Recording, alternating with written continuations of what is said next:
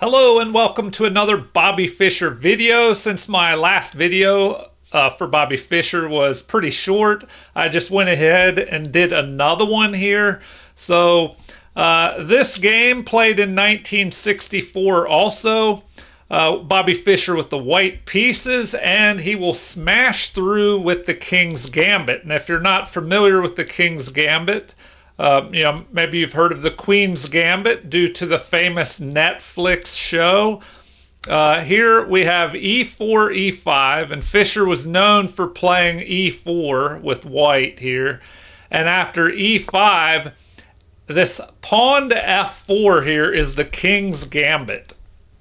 So the Queen's Gambit, of course, would be pushing the pawn in front of the Queen, here, and then the other pawn. So with the King's Gambit, we're pushing these two pawns instead. Now, what does this move do? Well, it immediately attacks the central pawn. It also, it's a gambit. It tempts the opponent to capture you and pull this valuable central pawn away from the center. So that, in fact, is what the opponent does. They accept the gambit, and now Fischer develops the bishop here, immediately controlling the center and attacking this weak square that's only defended by the king. So now we have knight developing here, and Fischer responds with knight to c3 because the knight was attacking that pawn and Fischer just defends it while developing a piece. So now we have an attack, an immediate attack on that knight. And so what does Fischer do here? He ignores that for the moment. Instead, getting ready to castle, developing the knight, and the game continues with queen lining up on Fischer's king. And so Fischer blocks that by bringing his queen out to the center. And so the game continues with castling, a blunder by Fischer's opponent. So this is pretty crazy that this normal looking castling move turns out to be a blunder here. And it's only the sixth move in the game. So apparently d6 would have been better. That would prevent this pawn from pushing forward and harassing the knight.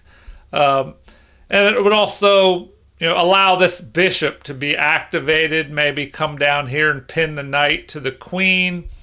So let's see why this, seemingly normal castling move is such a blunder.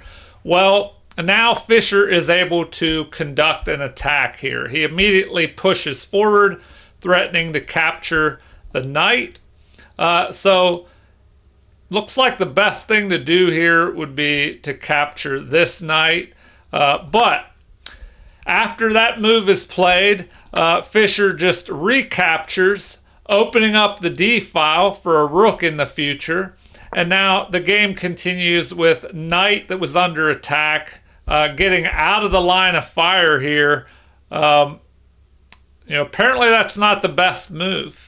Just rook to e8 would have been better, bringing the rook here and, lining up on the queen. But, Fischer's opponent sidesteps the knight over here, giving Fischer time to castle. And apparently this is a mistake. So it's funny when both players castling turned out to be a blunder for black and even a mistake for Fischer here. And according to the computer evaluation, the game's about even now. Apparently g4 would have been a little bit better attacking that knight. But, if this pawn were to push forward, you could capture en passant, I guess. But, that knight would be unprotected like it is now, and the queen is lined up on it. All right, moving on. We have the battery created here. And so the game continues with the queen centralizing, aiming over here at this pawn on the king side. And so c6 is played, and the game continues with this interesting move, queen to d4 here.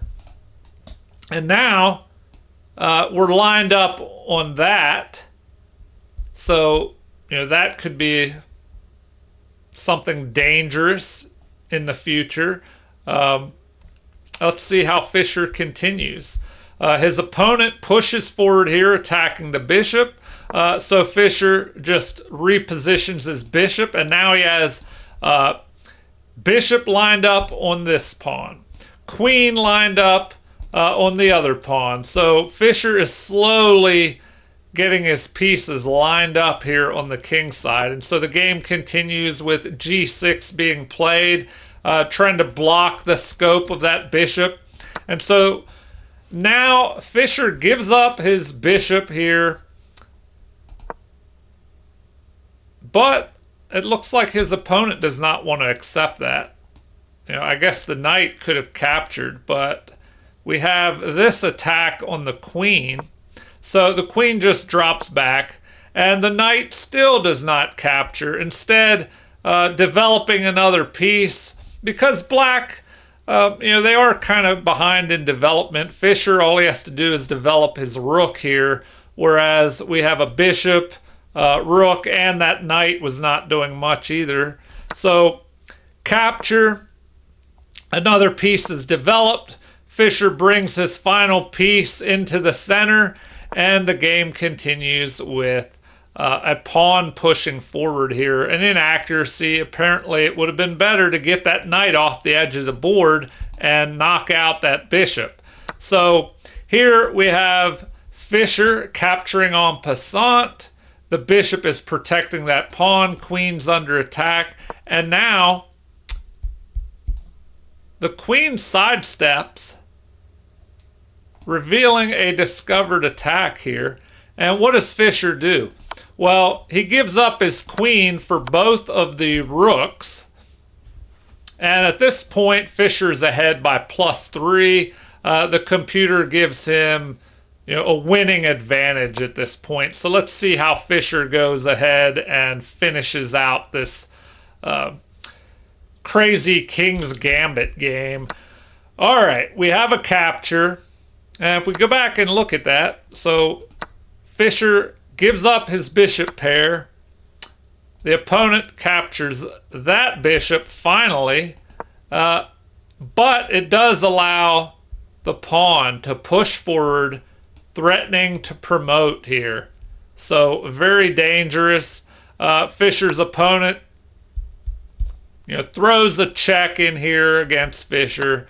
And after capture, well, I don't know. It's just looking really bad for Fischer's opponent. So if we go back and see what was happening here, we have capture, capture. The knight jumps up here, protecting the pawn, targeting the bishop. And this is where Fischer's opponent just resigns, because there's also at the same time an attack on the queen.